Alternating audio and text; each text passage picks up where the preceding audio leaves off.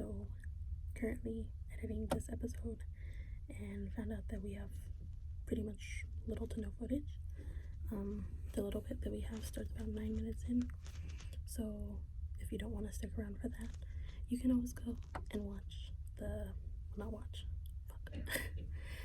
listen to the Spotify that's down in the description. So here's the rest of the video, I guess.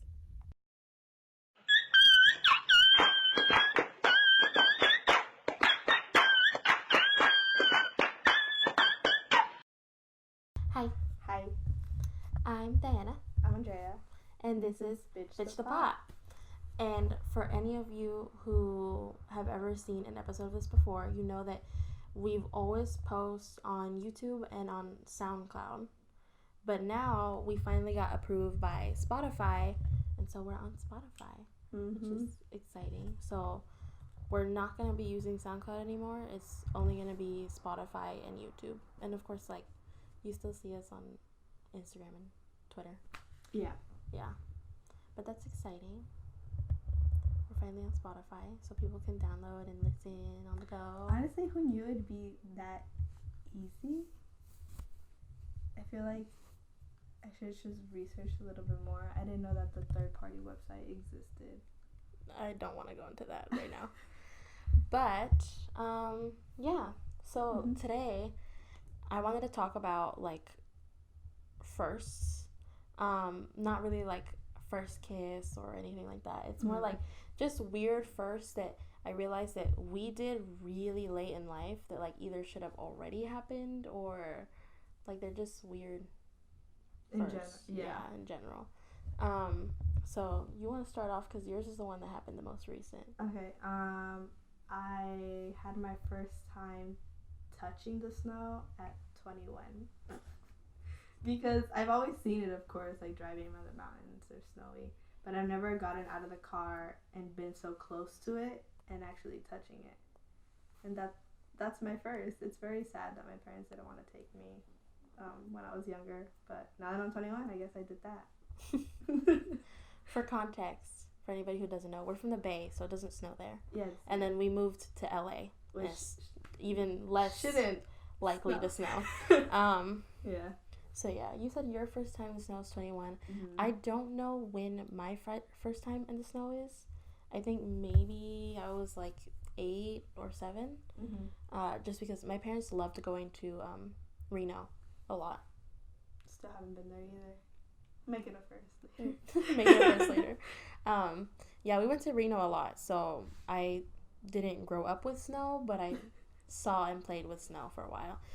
Also, because I feel like there's something I have to point out.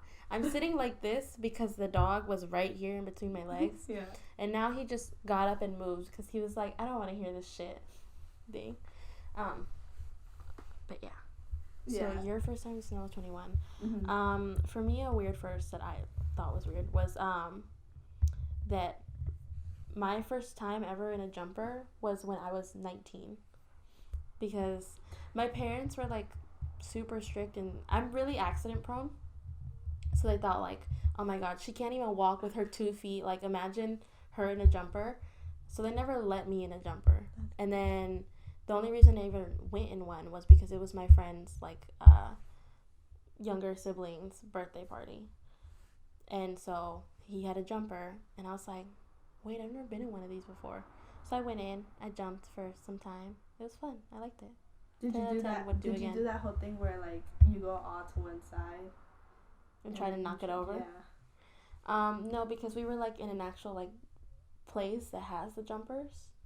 Oh. So it wasn't like that they rented a jumper and like put it outside the house. Oh. No. Oh, yeah. It was like in an actual like, you know those places that people have their birthday parties there where it's like, I don't know why I put birthday parties in quotations. I know, their birthday parties there. Birthday parties.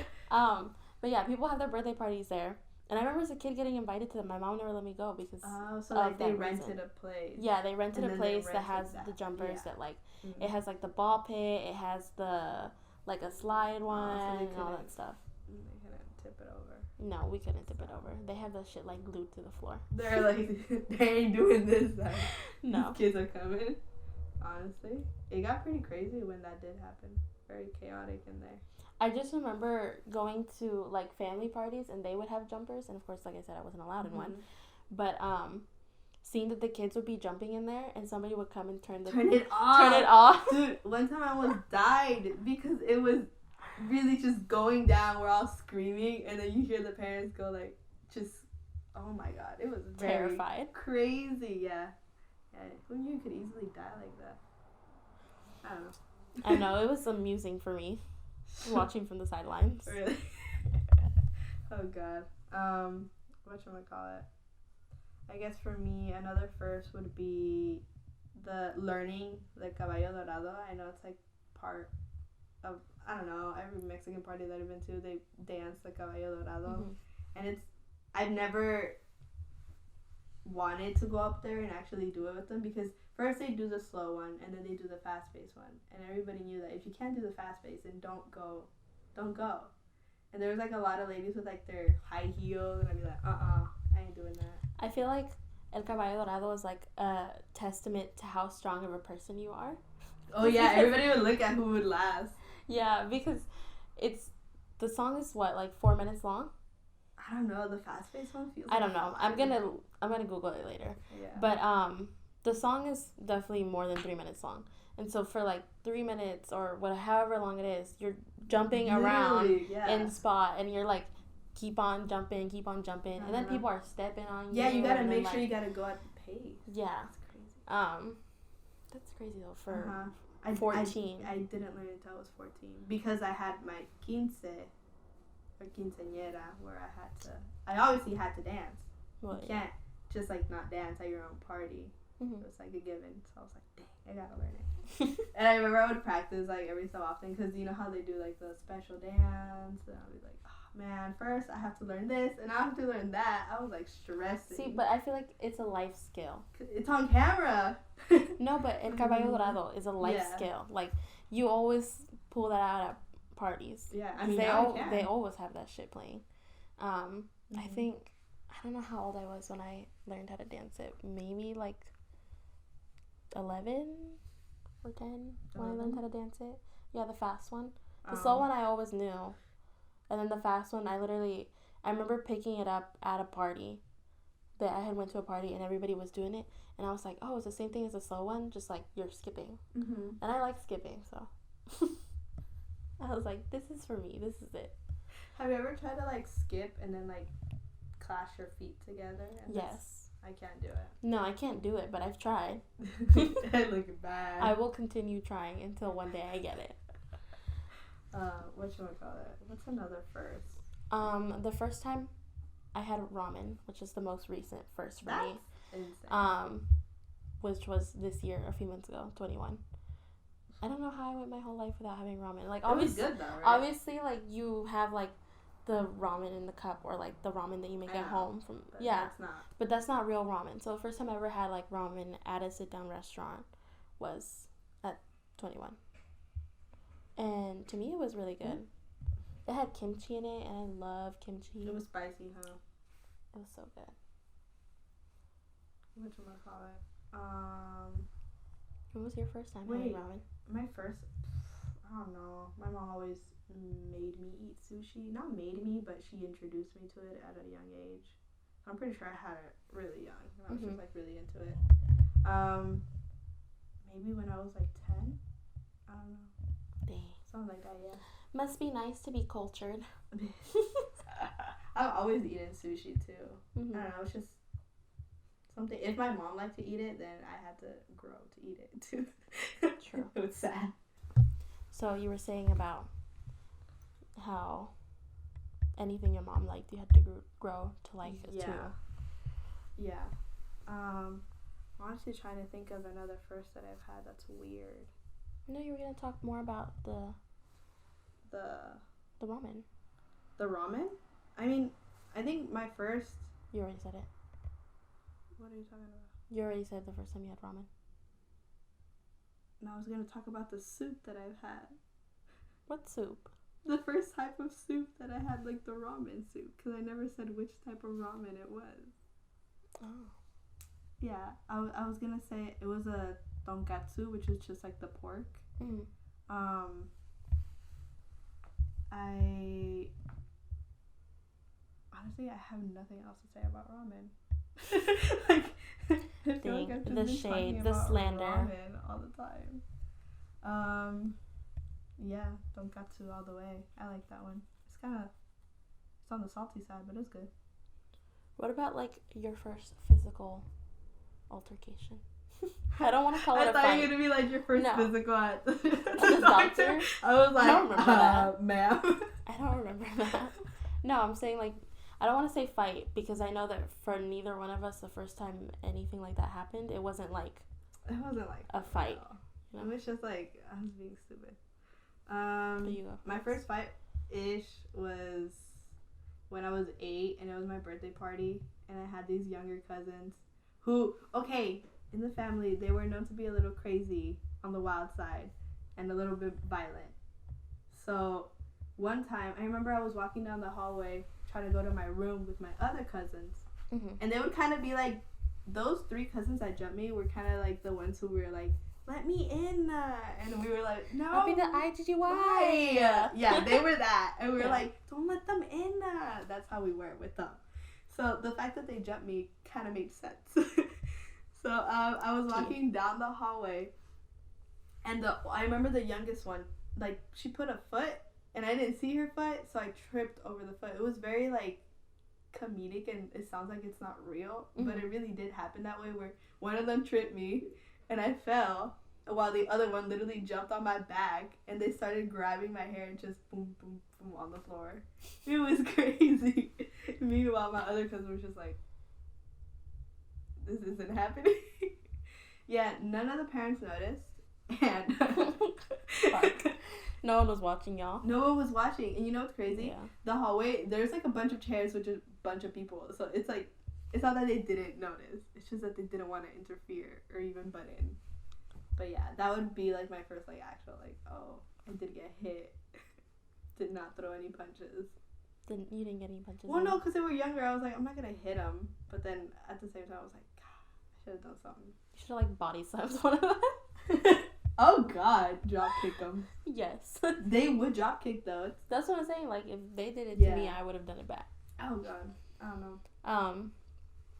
My first fight-ish, I remember how old I was, and I remember exactly what happened. I was 7. 7? Yes. I was 7, and it was in elementary school, and I just remember that not really it was more me, I didn't get caught. So I felt really cool afterwards, because it was literally in the middle of the playground. Well, not the playground, but like the blacktop. It was in the middle of the blacktop, right by the fence. So it was like, it was right outside of somebody's classroom that was going on. And I didn't get in trouble for it. You just went boom, boom, boom, and that's it? I mean, I'm not going to go into detail of how it went because I don't like to talk about it, but I didn't get in trouble, so that was cool. Anyway. Now that you're talking about the blacktop, though, I'm thinking about the tetherball that would go in circles. That was the first time I ever busted my lip. That was the first time I got hit in the face like that. That was the first time someone vibe checked me. Oh, God. How old was I? I was 5th grade. Fifth grade. I was in 5th grade. Yeah, I was in 5th grade, and I remember we were playing tetherball, me and my friend, Jessica. Oh. Watch that not be her name. What's like she watches this? I haven't talked to her not since that day, but like since graduation. Anyways, it was 5th grade. We were playing tetherball, and everything was fine and dandy. We always loved playing tetherball during recess. I don't know what happened that day, but the freaking ball went so quick, and I didn't move quick enough, and it smacked me in the lips and busted my lip. Dang. And then the rest of the day, my lip was like swollen and like fucked up. Yeah, I really was like that. I hate Popeyes. What should I call it? But yeah, tetherball. I think for me, I don't know who I was playing against. It was just, I didn't see the ball coming, and that shit hit You were me in just the one eye. of those kids that was standing there like. I was scared. I didn't have enough strength. I was a noodle. And so I remember the ball just came too quick, and I got hit in the eye, and I was like, I think I had cried a little bit. I did shed a tear. And then I went to the nurses. Not really a nurses. I went to the office. No school that I've ever been to ever had a nurse. A school nurse? Yeah. Never. We supposedly had a school nurse. Did, yeah. Never saw her. She was like on break. She was on break 24/7. Yeah, but I got an ice pack and I call it a day. Oh yeah, I don't even think I went to the school nurse. Dang, so you just walked around the busted lip? Yeah, I think I did. Why didn't no teacher say anything? Like, what happened to your lip? Fuck. Nobody cared. Then I got home and mom was like, what the fuck did you do? How? Yeah, ever since then she was like, you can't be playing tetherball anymore. I still played tetherball. That was my game. I liked that one better than Foursquare. Just because Foursquare, people would be getting so aggressive. They would take the ball and the just... cherry bombs. Yeah. Those. They did that to me on purpose because I'm so short. Every time that happened, I was like, I'm out. I can't. Every time I hopped into one of the squares, it was either... I never even got to A. It was just D, and then boop, I'm out. Oh my god. There's no way. Do you remember the first time you ever got detention? I never got detention. You never got detention? No. You've never had a detention in your life? Never. Okay, let me talk about my first detentions. Okay, there's two that I had. Because it was like... You had two? Well, no. Just like, think about what I'm considering detention in elementary school, because we didn't really have detention. Was like, that you would have to... No, that you just wouldn't be allowed to play for recess. Oh. Yeah. That you were stuck on the bench. And so that happened to me quite a few times. And the reasons were always like really stupid reasons. I mean, it was me being stupid. Obviously, obviously what I was doing was going to get me in trouble. Mm-hmm. But like my first ever official detention was in middle school. And for me, this is so embarrassing. Okay, but it was... No, I'll tell you why it's embarrassing. You'll understand. I was 7th grade. And I had a detention because I had gotten so many tardies that they were like, detention. And so I had to go and serve the detention after school. Literally, I came home with a detention slip, and I had no intention of telling my mom, like, that I had gotten detention. Obviously, why would I tell her? But then she found the detention slip. I don't remember how, like, the news came out, or maybe I had told a friend, and then that friend told their mom, and then their mom called my mom, or something like that. Regardless, she found out, and it wasn't directly through me. So she was super pissed. That makes it worse. The next day, I went into school, and she parked the car instead of just dropping me off. And she came in and talked to the school, and she was like, she literally set up a last-minute meeting with, I think it was with the vice principal, and was like, so does this go on her permanent record? And he's like, no. And she's like, so will she still be able to get into an Ivy League if she wanted to? And they're like, yes. Does this mean she's getting suspended? Like, she's asking all these really, like, extra-ass questions. And even me sitting in the chair, I was like, this isn't a big deal. Like, it's just detention. You're like, Mom, I'm chilling, Mom. But that's why I felt so embarrassed, because even the person she was talking to was like, is she for real? Like, is this it real was like life? the soccer mom at, like, a fast food restaurant question. It was so annoying, and I hated it. I remember going and serving the detention, and I didn't even serve the full thing. I just sat there, and, like, this is what I didn't understand about the detention at our middle school, was that you weren't allowed to, like, do homework while you were doing detention. They had like a designated, like, homework hour. Really? So it was like an hour of sitting there and contemplating what you've done, and then like an hour of doing homework. At least the day that I went, that's how it was. So I sat there and I was like ready to do my homework, because I was like, oh, I got nothing to do, and, you know, I didn't have a cell phone or anything like that. And obviously, like, even if I did, they wouldn't let me use it. Mm-hmm.